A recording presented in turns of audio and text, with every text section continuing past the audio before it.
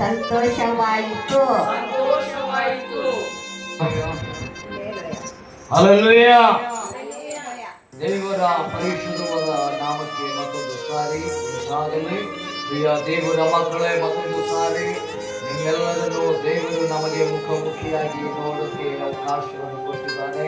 ಆತನ ಸಮ್ಮುಖದಲ್ಲಿ ನಾವೆಲ್ಲರೂ ಸೇರಿ ಬಂದಿದ್ದೇವೆ. ಇದು ಒಂದು ಒಳ್ಳೆಯದಾಗಿದೆ. ಅದಕ್ಕಾಗಿ ನಾವು ದೇವರನ್ನು ಕೊಂಡಾಡೋಣ, ದೇವರನ್ನು ಆರಾಧಿಸೋಣ, ದೇವರ ನಾಮವನ್ನು ನಾವು ಉನ್ನತ ಸ್ಥಾನದಲ್ಲಿ ನಾವು ಎತ್ತೋಣ ಎಂಬುದಾಗಿ ನಾವು ಈ ಸಮಯದಲ್ಲಿ ದೇವರ ಪರಿಶುದ್ಧ ವಾಕ್ಯವನ್ನು ನಾವು ಕೇಳುವಾಗ ನಾವೆಲ್ಲರೂ ನಿಶ್ಶಬ್ದವಾಗಿ ಶ್ರದ್ಧ ರೀತಿಯಿಂದ ದೇವರು ಮಾಡುವಂಥ ಉಪಕಾರಗಳನ್ನು ನೆನೆಸಿಕೊಂಡು ಆತನ ವಾಗ್ದಾನಗಳನ್ನು ಕೈಗೊಂಡು ಮತ್ತೊಂದು ಸಾರಿ ಈ ಒಂದು ಶಾಲಾ ದಿವಸದಲ್ಲಿ ದೇವರು ನಮ್ಮನ್ನು ಒಳ್ಳೆಯ ರೀತಿಯಾಗಿ ನಡೆಸಿದ್ದಾನೆ. ಆತನಿಗೆ ನಾವು ಕೃತಜ್ಞತೆಯನ್ನು ಸಲ್ಲಿಸುವವರಾಗಿ ನಾವು ದೇವರನ್ನು ಕೊಂಡಾಡೋಣ. ಪ್ರಿಯ ದೇವರ ಮಧ್ಯಾಯ ಮರದ ಸುವಾರ್ತೆ 5ನೇ ಅಧ್ಯಾಯ 13ನೇ ವಾಕ್ಯ ಮತ್ತು ಕೆಳಗೆ ಕೆಲವೊಂದು ವಾಕ್ಯವನ್ನು ನಾವು ಓದಿಕೊಳ್ಳೋಣ. ಪ್ರಿಯ ದೇವರ ಮಕ್ಕಳು, ಭೂಮಿಗೆ ಉಪ್ಪಾಗಿದ್ದೀರಿ. ಉಪ್ಪು ಸಪ್ಪಗಾದರೆ ಅದಕ್ಕೆ ಯಾವ ರೀತಿ ಉಪ್ಪಿನ ರುಚಿ ಬರುತ್ತದೆ? ಮತ್ತೆ ಬಂದಿತ್ತು, ಜನರು ಅದನ್ನು ಹೊರಗೆ ಬಿಸಾಡಿ ಅದಕ್ಕೆ ಕೇವಲ ಜನರು ಉಪ್ಪು ಸಪ್ಪಗಿದ್ದರೆ, ಅದು ರುಚಿ ಕೊಡದಿದ್ದರೆ ಅದು ಯಾವ ಕಾರಣಕ್ಕೆ ಉಪಯೋಗ ಆಗ್ತದಂದ್ರೆ ಅದು ತೆಗೆದುಕೊಂಡು ಹೊರಗೆ ಬಿಡಿಸುವಂಥದ್ದು, ಜನರು ಅದನ್ನು ತುಳಿಯುವಂಥದ್ದು, ಅದು ಒಂದು ವೇಸ್ಟ್ ಆಗಿ ಇರುತ್ತದೆ ಎಂಬುದಾಗಿ ನಾವು ನೋಡುತ್ತೇವೆ. ದೇವರ ಮಕ್ಕಳೇ, ಹಲ್ಲೆಲೂಯಾ.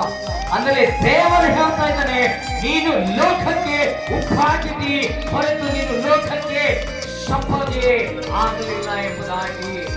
ಉಪ್ಪು ಒಂದು ವೇಳೆ ಅದು ಸಪ್ಪಗಿದ್ದರೆ, ಉಪ್ಪು ಒಂದು ವೇಳೆ ಅದು ರುಚಿಯನ್ನು ಕೊಡದಿದ್ದರೆ ಅದನ್ನು ಬಿಡಿಸುವುದಕ್ಕ ಕೆಲಸವಾಗುತ್ತದೆ, ಅದನ್ನು ತುಳಿಯುವುದಕ್ಕಾಗಿ ಇರುತ್ತದೆ ಎಂಬುದಾಗಿ. ಅಂದರೆ ಅದು ಯಾವ ರೀತಿ ಉಪಯೋಗ ಆಗುವುದಿಲ್ಲ ಎಂಬುದಾಗಿ. ಆದರೆ ದೇವರು ನಮ್ಮನ್ನು ನಿಮ್ಮನ್ನು ಈ ಲೋಕದಲ್ಲಿ ನೀವು ಲೋಕಕ್ಕೆ ಉಪ್ಪಾಗಿದ್ದೀರಿ ಎಂದು ದೇವರು ನುಡಿತಾ ಇದ್ದಾನೆ. ಪ್ರಿಯ ದೇವರ ಅದಕ್ಕಾಗಿ ಅಂದರೆ ಉಪ್ಪಿನಲ್ಲಿ ಇರುವಂತ ಕೆಲವೊಂದು ಅಂಶಗಳನ್ನು ನಾವು ನೋಡಿಕೊಳ್ಳೋಣ, ಕೆಲವೊಂದು ರಹಸ್ಯಗಳನ್ನು ನಾವು ನೋಡಿಕೊಳ್ಳೋಣ. ಉಪ್ಪು, ಜನರು ಹೇಳ್ತಾರೆ, ಅಯ್ಯೋ ಉಪ್ಪು ತಿನ್ನಬೇಡ್ರೆ, ಉಪ್ಪು ತಿಂದರೆ BP ಬರುತ್ತದೆ ಎಂದು ಹೇಳ್ತಾರೆ. ಹಲ್ಲೆಲೂಯಾ. ಆದರೆ ನಾವು ಉಪ್ಪು ಸರಿಯಾಗಿ ಅದನ್ನು ಬಳಸಿಕೊಂಡಾಗ ಅದು ನಮಗೆ ಏನ್ ಮಾಡ್ತದೆ? BPಯನ್ನು ಕೂಡ ನಾರ್ಮಲ್ ಆಗಿ ಇರುತ್ತದೆ ಎಂಬುದಾಗಿ ಕೂಡ ನಾವು ನೋಡುತ್ತೇವೆ. ಮತ್ತು ಉಪ್ಪು ನಮ್ಮ ಶರೀರಕ್ಕೆ ಅದು ಬಹಳಷ್ಟು ಪ್ರಾಮುಖ್ಯವಾಗಿದೆ. ಈ ಉಪ್ಪು ನಮ್ಮ ಶರೀರದಲ್ಲಿ ಉಪ್ಪು ಇರದಿದ್ದರೆ ಏನಾಗ್ತದೆ? ಕೈಯಲ್ಲಿ ರ್ಯಾಷಸ್ ಬರ್ತದೆ, ಕೈ ಸ್ಕಿನ್ ಆಗುತ್ತೆ. ಅದಕ್ಕಾಗಿ ಉಪ್ಪು ನಮ್ಮ ಶರೀರದಲ್ಲಿ ಅವಕಾಶ ಇದೆ. ಮತ್ತು ಉಪ್ಪು ಸಾರಿನಲ್ಲಾಗಲಿ ಅನ್ನದಲ್ಲಾಗಲಿ ಪದಾರ್ಥಗಳಲ್ಲಾಗಲಿ ಅದು ಉಪಯೋಗ ಆಗುವಂತ ಒಂದು ವಸ್ತುವಾಗಿದೆ. ಅದು ರುಚಿಯನ್ನು ಕೊಡುವಂತಾಗಿದೆ. ಅಂದರೆ ಪ್ರಿಯ ದೇವರ ಮಕ್ಕಳೇ, ನಾವು ಈ ಲೋಕಕ್ಕೆ ಉಪ್ಪಾಗಿ ನಾವು ಜೀವಿಸಬೇಕಾಗಿದೆ. ನಾವು ಸಪ್ಪಗೆ ಇರುವಂತಹ ಲೋಕದಲ್ಲಿ ಉಪ್ಪಿನ ಒಂದು ಅಂಶದ ಹಾಗೆ ಒಂದು ರುಚಿಕರ ಉಣ್ಣುವಂತ ದೇವರ ಮಕ್ಕಳಾಗಿ ನಾವು ಜೀವಿಸಬೇಕಾಗಿ ದೇವರು ನಮಗೆ ಹೇಳ್ತಾ ಇದ್ದಾರೆ, ನೀವು ಲೋಕಕ್ಕೆ ಉಪ್ಪಾಗಿದ್ದೀ ಎಂಬುದಾಗಿ. ಹಲ್ಲೆಲೂಯಾ. ಅದಕ್ಕಾಗಿ ನಾನು ಪ್ರೀಚ್ ಮಾಡ್ತಿರುವ ಕೆಲವೊಂದು ನಿಮಿಷ ಮಾತ್ರ ನಾನು ತೆಗೆದುಕೊಳ್ತೇನೆ. ಉಪ್ಪಿನ ಮಧ್ಯದಲ್ಲಿ ನಿಮಗೆ ತಿಳಿಸ್ತೀನಿ, ಯಾಕೆ ನಾವು ಉಪ್ಪಾಗಿದ್ದೇವೆ, ಯಾಕೆ ನಾವು ಉಪ್ಪಾಗಿದ್ದೇವೆ, ಯಾಕೆ ದೇವರು ನಮಗೆ ಉಪ್ಪನ್ನು ಹೇಳ್ತಾ ಇದ್ದಾರೆ. ಉಪ್ಪು ಕೆಟ್ಟದಲ್ಲಿ ಕೂಡ ಅದು ಉಪಯೋಗ ಆಗುತ್ತದೆ, ಒಳ್ಳೆಯದರಲ್ಲಿ ಕೂಡ ಉಪಯೋಗ ಆಗುತ್ತದೆ. ಅದರಲ್ಲಿ ಉಪ್ಪು ಪ್ರತಿಯೊಂದರಲ್ಲಿ ಉಪಯೋಗ ಆಗುತ್ತದೆ.